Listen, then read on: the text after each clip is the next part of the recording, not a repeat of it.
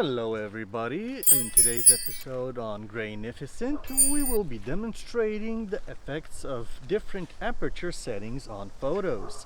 And of course we can't talk about aperture itself without mentioning depth of field. So if you're wondering what is depth of field and how to calculate it and all that for your photos, then this is a great video for you as well. So as you know, setting different aperture settings on the camera not only regulates the amount of light you get onto the sensor. With a small number your aperture is wide open, and with a large number your aperture is closed down to a very tiny little hole. Of course that affects the exposure. So for example, if we set here our model stand over here just like that. So if we want to take a photo at f1.7 that this lens goes down to, we would have to take a photo at 250th of a second at ISO 100. But if we go down to f22, close it all the way down, our meter would be showing half a second of exposure. So let's take a few photos so you can see what the differences are in the photos you can take. So let's take a photo at aperture 1.7. So stand over there. Let's get it in focus. Just like that. And now let's do f22. The photo will be a little bit blurred because half a second it's hard to hold it, but we'll try our best, right? So at f22, hold it.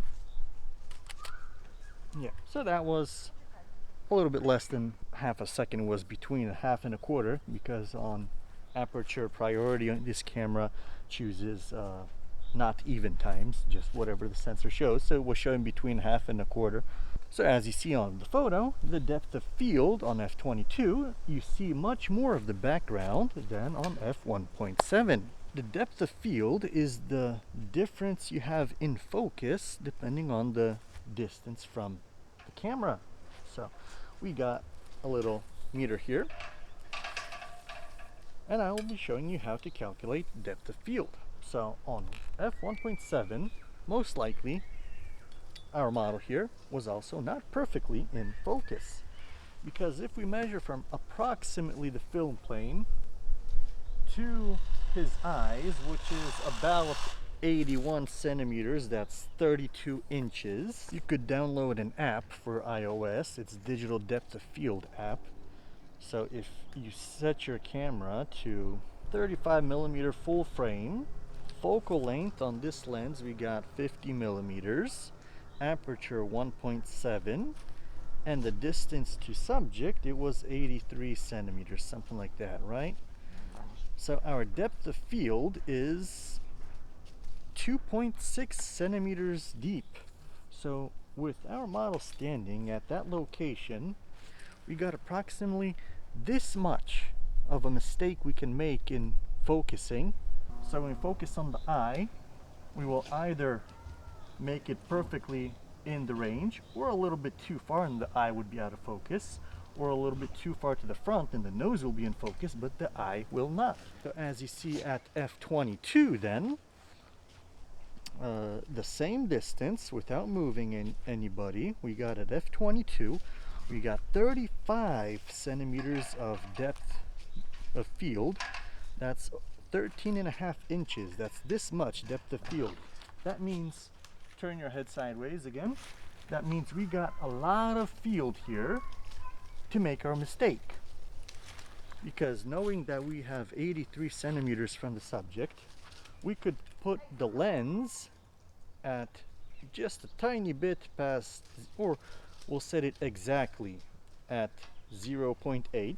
We will set our lens exactly at 0.8 meters, that's 80 centimeters, and we will tell our model to stand perfectly 80 centimeters away from the film plane, approximately. So let's see with this method how it's going to come out. A little bit closer. Stand like that, don't move a bit, don't move a bit. There we go.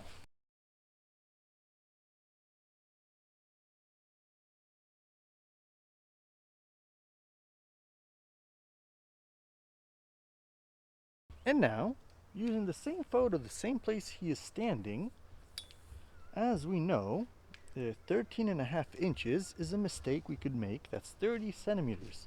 So let's say we are off in focusing by 15 centimeters. Let's say we set the lens at 0.65 meters. That's 65 centimeters. That will be 25.5 inches.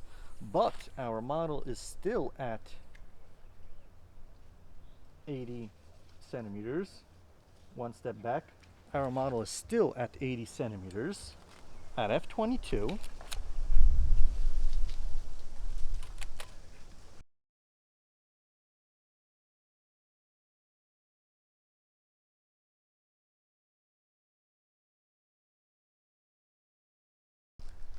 And of course the depth of field depends on how close the subject is to the camera. The closer he is, the shallower the depth of field will be. For example, if we wouldn't want to take a better close-up portrait, stand closer, a smooch closer, just like that. Let's see minimum focusing distance here. There we go, stand like that. At the minimum focus distance, that's 45 centimeters away, 45 centimeters away at aperture 1.7, we got 0.7 centimeters of depth of field. That is now, that's less than 3/8 of an inch. So we got this little tiny bit of depth of field. So now, with an analog camera, it's going to be almost impossible to get the eyes exactly in focus, right? Because at 45 centimeters depth of field, let's say, we got it set here. Don't move. Let's see how the photo comes out.